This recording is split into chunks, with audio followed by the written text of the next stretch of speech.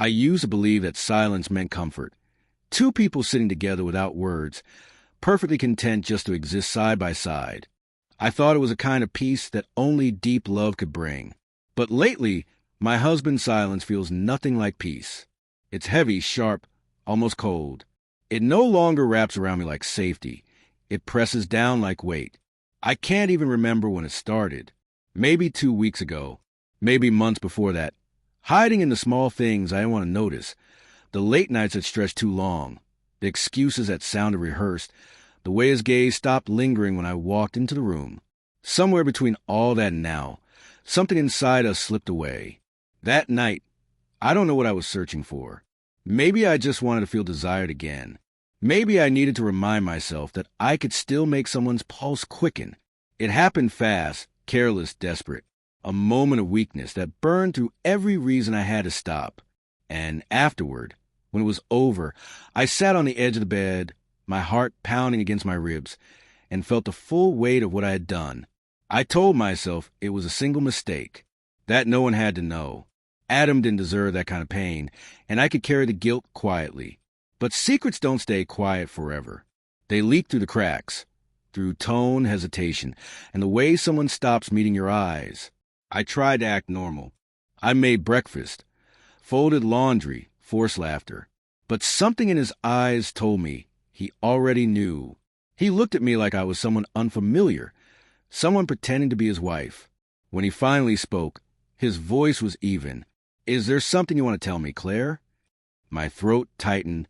Every lie I prepared vanished. I told him the truth, shaking, small, and ugly. He didn't yell. He didn't curse or slam the door. He just nodded once and said softly, "Thank you for being honest." Then he walked away. That was 12 days ago. Since then, the silence between us has turned into its own kind of punishment. He still comes home. He still eats dinner. But it's like we live in two separate worlds under one roof. I try to talk, to ask how his day was, to offer coffee. But all I get are quiet nods, polite smiles, and nothing more. I never knew silence could hurt more than shouting. I keep replaying everything, trying to find where we started to fall apart.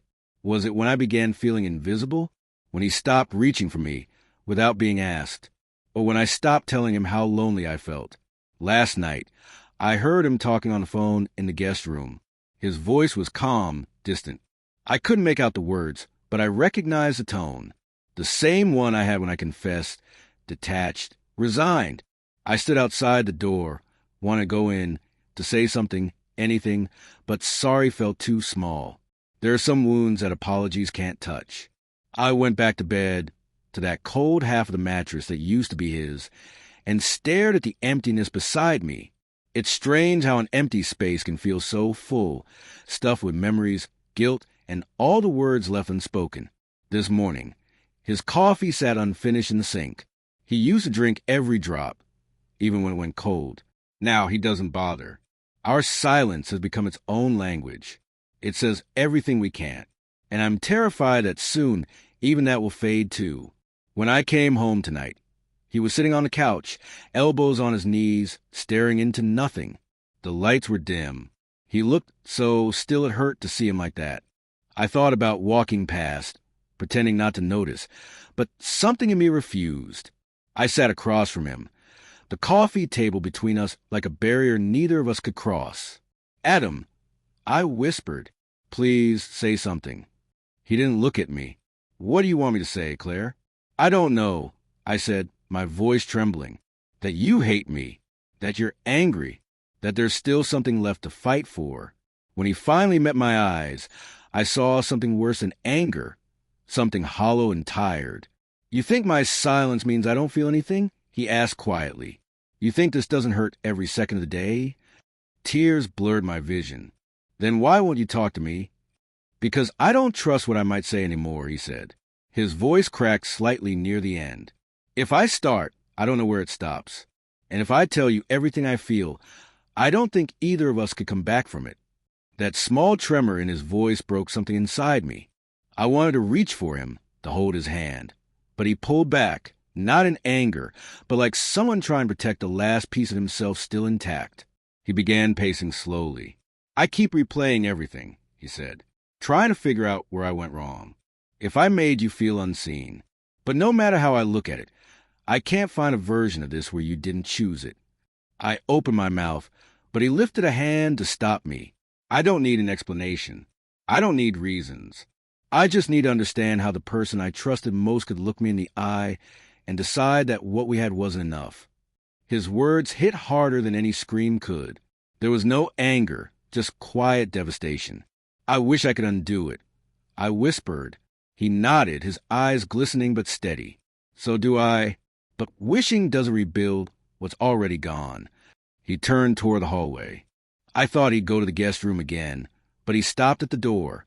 I'm staying at my brother's for a while, he said softly. We both need space.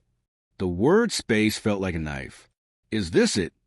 I asked, barely breathing. I don't know, he said without turning around.